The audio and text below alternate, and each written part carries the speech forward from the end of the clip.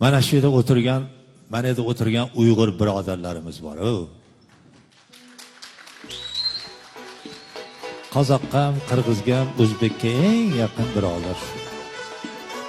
Shu ichingizda shular. Bu yerda meni go'dayligimda, yoshligimda otam olib kelib, mana alaydan qo'y olib kelib, mana shu yerda o'shda sotardik. Qora kindigidan haydab kelib, men piyoda yurardim. Oy, men bu tog'larda yayov yurganman, meni oyoqlarim ko'rgan u toshlarni.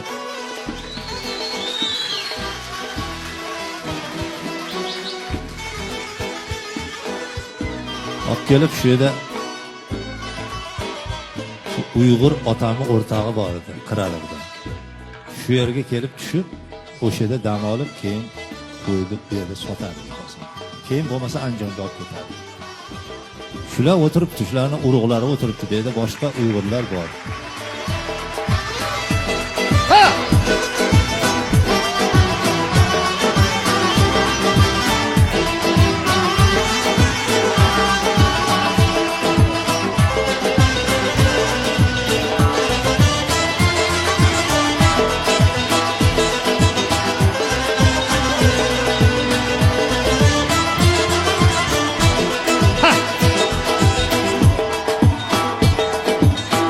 Atışına bağlanca beni beşkirim bağlı, beni beşkirim bağlı.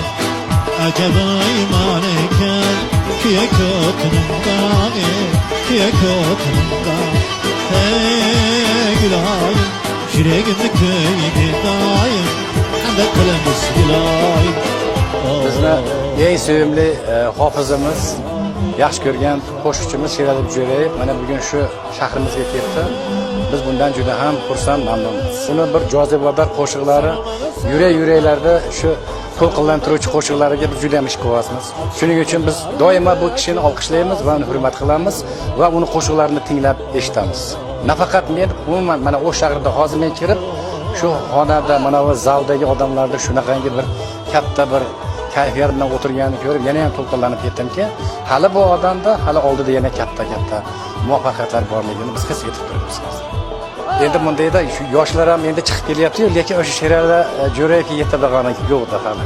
Ajab bermas endi. Shu bo'lib qolsa ajab bermas, lekin hali oldiga tushadigani yo'q. Biz uchun eng yaxshi ko'rgan qo'shiqlar o'zi juda ham ko'p.